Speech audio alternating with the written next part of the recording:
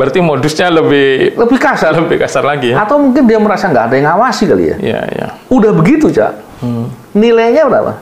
2,5 triliun. Wah, 2,5 triliun fiktif. Kaget saya. Oh, gila nih.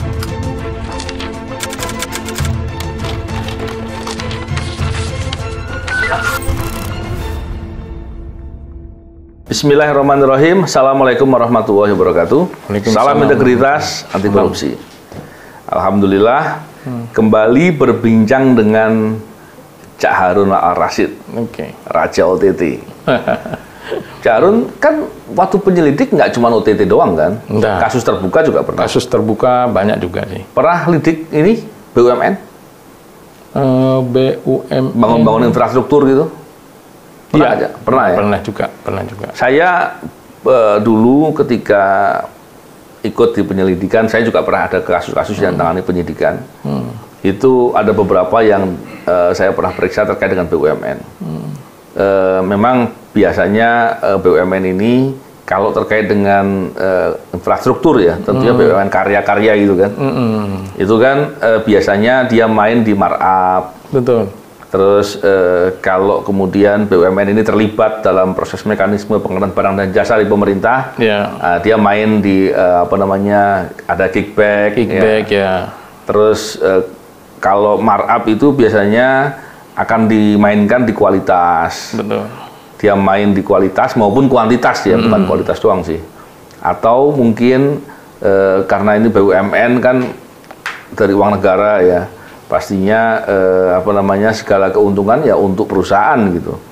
Ternyata ada pihak-pihak tertentu yang nitip harga. Ternyata orang itu orang dari luar, punya kekuasaan gitu ya.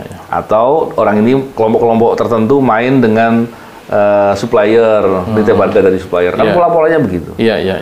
Lah ini beberapa waktu yang lalu saya membaca berita nih, Cak. Ada kasus Waskita Karya kalau nggak salah. Dirutnya kan ditangkap tuh. Kasusnya fiktif, bayangin. Proyeknya fiktif ya? Proyeknya fiktif. Kata-katanya begitu saya baca, saya nggak baca detailnya sih. Fiktif. Saya pikir, fiktif, kok nekat ya? Artinya proyeknya tak ada ya? Iya, fiktif kan ada dua kemungkinan. Betul-betul proyeknya nggak ada, atau proyeknya ada tapi nilainya dikurangi gitu. Seolah-olah ngerjakannya dua proyek pada dua jembatan gitu. Kita bangunnya satunya fiktif gitu kan, bisa jadi begitu. Jadi fiktif sebagian atau fiktif keseluruhan gitu. Ini kan, luar biasa ini. Aku nggak pernah nangani kasus waktu dulu di KPK itu fiktif. Hari ini fiktif dibuatnya. Berarti modusnya lebih kasar lagi ya? Atau mungkin dia merasa nggak ada yang ngawasi kali ya? Udah begitu, Cak. Nilainya berapa? 2,5 triliun. Wah, 2,5 triliun fiktif. Kaget saya. Oh, gila nih. Ini apa kira-kira yang terjadi, Cak? Kok sampai orang berani begitu nih, Cak? Ya mungkin akhir-akhir ini pengawasan ya. Pengawasan itu lemah ya. Pengawasan itu lemah, baik yang dilakukan oleh internal dari perusahaan itu maupun pengawasan dari eksternal ya. Nah, mereka memandang bahwa modus ini tidak akan diketahui. Nah, ya kembali kepada pentingnya partisipasi dari masyarakat, informan, dari pegawai-pegawai di dalam perusahaan itu ya, mulai dari pegawai yang paling rendah. Kalau dia tahu ada penyalahgunaan kewenangan di situ, ya kan, ada proyek-proyek yang sifatnya fiktif. Sebenarnya tidak ada proyek, tapi kemudian di dalam pertanggungjawaban dibikin seakan-akan proyek itu ada. Nah, ya saya ngelihat ya mungkin ya setahun 2 tahun ini pengawasan lemah ya, sehingga proyek itu bisa terjadi. Saya nggak tahu persis kapan proyek fiktif itu diadakan, gitu. Tapi saya kira bahwa ini adalah modus yang cukup berani ya, nekat, primitif, nekat, primitif ya kan, berani ini melakukan seperti itu. Ini menurut saya sudah sangat keterlaluan ya. Saya khawatir gini ya, pemerintah sebetulnya kan sedang getol untuk membangun banyak infrastruktur. Betul. Nah, tentunya harusnya itu didukung oleh BUMN karya nih. Karena beberapa pekerjaan-pekerjaan infrastruktur ini kan sifatnya penugasan.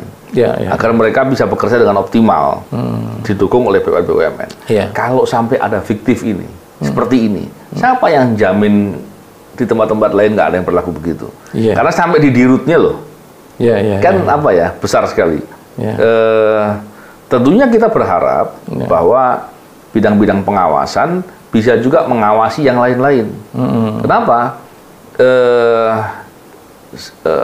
Yang pertama tentu yang sudah terjadi harus diusut gitu. Yang belum terjadi jangan sampai kemudian mereka berani berbuat lagi, kan gitu. Kan bahaya sekali.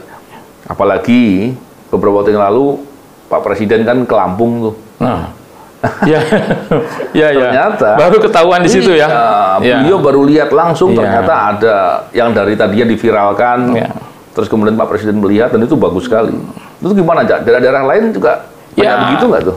Ini sebenarnya apa yang dilakukan oleh Pak Presiden ini menurut saya pukulan telak ya. Pukulan telak terhadap aparat pengawasan. Baik itu internal, inspektorat daerah di sana, maupun pengawasan eksternal, ya kan? Yang biasanya kemudian melakukan audit, rutin, atau audit berkala. Nah, dan saya juga melihat kok ini tidak ada masyarakat yang kemudian berani melaporkannya kepada aparat penegak hukum sampai kemudian ketahuannya itu ketika Presiden datang melakukan kunjungan ke sana. Nah, saya melihat ini tidak terjadi hanya di Lampung saja, Mas ya. Saya kemarin pulang kampung gitu. Dari kaki jembatan Suramadu itu menuju rumah saya kira-kira 1,5 jam. Itu kami seperti berjalan mobil tuh di atas ombak gitu. Gitu. Luar biasa itu. Yang sebenarnya saya bisa tempuh dalam waktu 1/2 jam ya. Tapi bisa kemudian dari ujung jembatan itu ke rumah saya di ujung Bangkalan sana itu bisa 1,5 jam. Sudah sering kali masyarakat itu mengeluh menanam pohon pisang di tengah jalan, ya kan? Kacau ya. Kemudian kubangan itu sama dia dikasih ikan, ya kan? Kan itu sebenarnya menyinggung kepada pemerintah setempat gitu. Nah, saya barangkali kalau saya melihat gini, jangan-jangan karena kemarin Bupati Bangkalan itu udah diambil oleh KPK, jadi nggak ada yang ngurus. Tapi toh sebelum-sebelumnya juga seperti itu, gitu loh. Jadi banyak jalan-jalan di di Madura itu. Kalau Mas Novel sempat ke sana nanti, ini Cak Harun nggak cerita bohong ini. Saya ingat aja ketika Pak Jokowi ke sana, kelihatan bahwa memang infrastruktur jalan itu sebenarnya yang penting, apalagi Lampung ya. Lampung itu kan sebenarnya transit ya. Betul. Transit untuk ke melanjutkan perjalanan ke ujung Sumatera ya. Betul. Itu sebenarnya pintu gerbangnya di sana kan gitu. Benar. Dan memang kalau melihat jalannya rusak itu, dalam pikiran saya ini, Cak, ada dua kemungkinan. Kemungkinan pertama, ada proyek, dan kemudian proyek ini tidak dikerjakan dengan benar, jadi jalannya cepat rusak. Kemungkinan kedua adalah tidak punya anggaran, sehingga jalan yang harusnya dibangun, tidak dibangun. Kemungkinannya begitu. Tapi terlepas dari 1 dan 2 tadi. Kalau yang pertama tadi, ini yang banyak sebenarnya. Ketika jalan dibangun tidak mengikuti spesifikasi yang semestinya, jalan itu cepat rusak. Dampaknya apa? Ketika cepat rusak, diperlukan anggaran baru untuk memperbaiki di tahun berikutnya. Akhirnya tiap tahun bangun jalan itu aja yang dibangun. Hanya di situ-situ saja. Itu aja jadinya.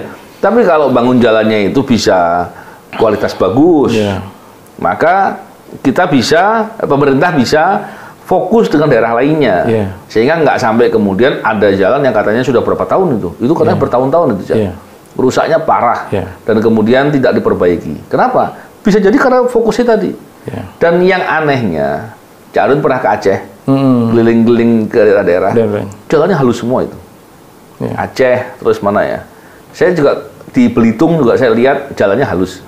Bagus ya? Di beberapa daerah, saya lupa daerah mana lagi ya, yang jalannya kita keliling kemana-mana jalannya halus, sampai jalan kampung-kampungnya halus. Saya pikir yang begitu-begitu mestinya dicontoh gitu kan. Karena apa ya, jalan itu kan diperlukan sekali untuk masyarakat, untuk kegiatan ekonomi dan tentunya untuk penghubung ya dalam komunikasi. Kalau yang saya dengar kalau yang di Lampung ini gini Mas, kita kan sebenarnya sama Pak Kapolri itu ya, kan diminta untuk apa namanya mengawasi infrastruktur ya, terkait dengan PEN. Nah, saya mendengar begini, yang Lampung itu sebenarnya mengajukan, kalau nggak salah 400 miliar untuk jalannya. Ini kalau tidak salah saya dengar. Tetapi pengajuannya itu ditolak. Nah, saya tidak tahu gimana apa alasan ditolak untuk pengajuan PEN itu. Padahal pada saat itu memang pemerintah itu kan membuka ya, membuka pinjaman untuk pemulihan ekonomi nasional pasca COVID itu kan. Nah, itu kan yang banyak kita awasi di beberapa daerah ya kan, di Bali, di Sulawesi Selatan, apa itu kan semua kalau nggak rumah sakit, pasar, ya jalan, gitu. Karena memang jalan itu sangat dibutuhkan ya kan. Dan jalan ini harus selalu ditingkatkan, dirawat gitu loh. Kalau sampai 3 tahun, 4 tahun pasti sudah rusak. Betul, ya kan? betul. Nah, ya memang miris daerah-daerah yang kemudian tidak mampu membiayai, ya kan? Seperti Lampung misalnya ada kendala, karena mungkin dia refocusing ya, dana-dananya itu direfocusing ke pengadaan yang lain ya, sehingga kemudian ketika dia mengajukan pinjaman ada kendala-kendala tertentu sehingga tidak bisa. Ya pada akhirnya terjadilah. Pak Presiden bisa menyaksikan sendiri itu kan. Dan memang tadi kembali lagi ke BUMN-nya nih, Cak.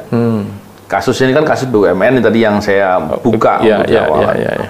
Ketika BUMN mengerjakan, kalau sekarang ini kan banyak mengerjakan tol, nggak salah ya. Beberapa tol, infrastruktur yang sifatnya besar, dan itu tentunya perhatian pemerintah ya. Ketika kemudian proyek itu justru dijadikan ajang korupsi, waduh, itu gimana nanti program-program pemerintah bisa berjalan benar gitu kan? Dan itu kan bahaya sekali, Cak. Bukan hanya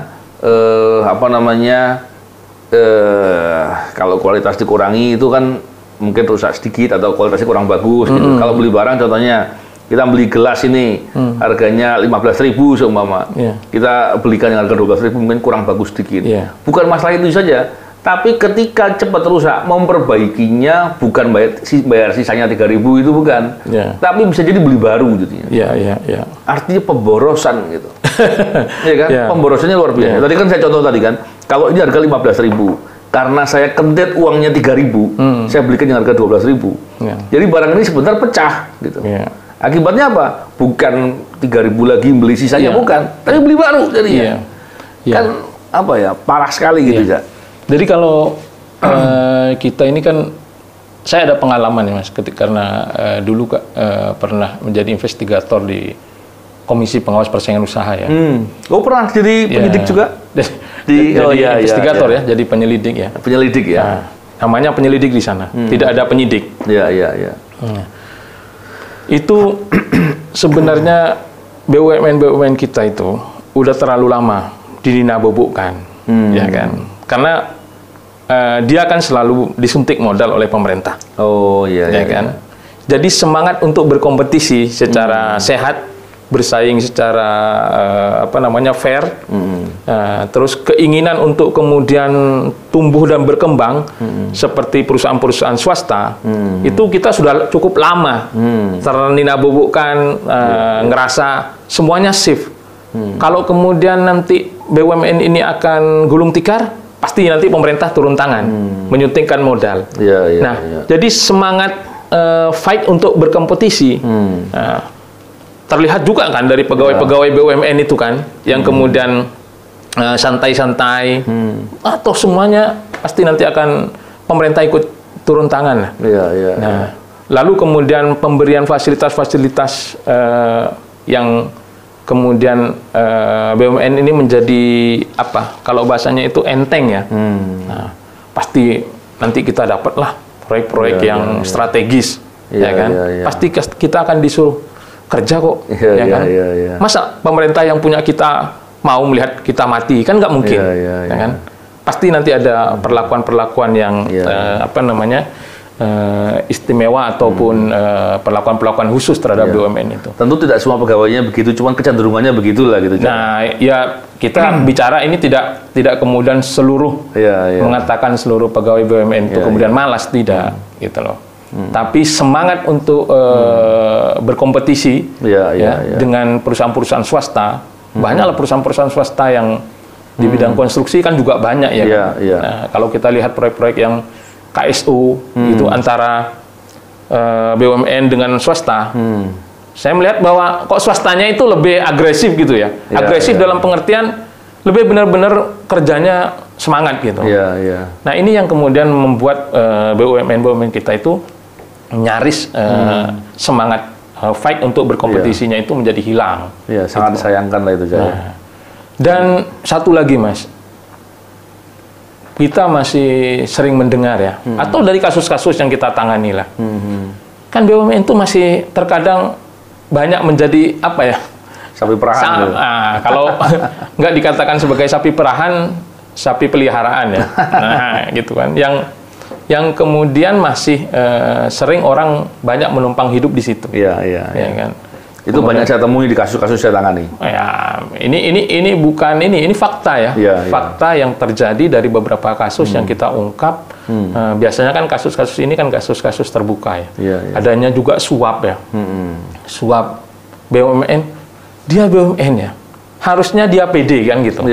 Harusnya dia pede untuk bertarung. Nah, orang ini karena tidak mau bertarung saja, ya kan, keengganan. Padahal kalau kita meminjam istilah di Al-Quran itu fastabiqul khairat. Berlomba-lomba.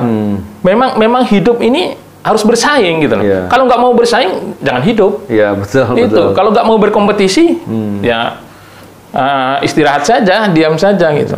Takut dicopot kali ya.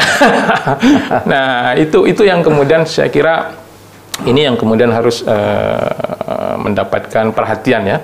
Perhatian dari Kementerian BUMN. Kan melihat fenomena yang tadi itu. Ya kan? Yalah, semoga dengan perbincangan ini, kemudian Kementerian BUMN menyadari dan menugaskan bidang-bidang pengawasan untuk mencari tahu. Nggak perlu harus dilaporkan sama pihak tertentu lah. Inisiatif, harus inisiatif. Mencari tahu, siapa tahu masih terjadi juga di tempat-tempat. Jangan menunggu laporan gitu ya. Betul. Menunggu laporan. Tidak semua orang berani melapor, Mas. Iya, benar. Tapi kita juga berharap masyarakat yang mengetahui fakta-fakta itu lapor. Kan ada perusahaan-perusahaan supplier, perusahaan-perusahaan subkon, mereka tahulah. Kalau mereka semua yang melapor, ya ini kan kepentingan negara, kepentingan kita semua, uang rakyat kok. Kalau takut melapor lewat Mas Novel aja lah. Nah, siap. Kalau Carun juga boleh, tapi saya juga siap. Intinya kalau ada hal-hal yang sifatnya korupsi, kita dengan senang hati untuk memelototi, memperhatikan dan melaporkan, tidak membiarkan. Terima kasih Carun, semoga bincang-bincang ini bisa bermanfaat. Amin. Dan semoga korupsi, terutama yang kita bicarakan ini di infrastruktur dan berhubungan dengan kepentingan masyarakat, apalagi yang kerjakan BUMN, ini bisa berhenti, jangan diterus-terusin. Salam integritas, anti korupsi. Assalamualaikum warahmatullahi wabarakatuh.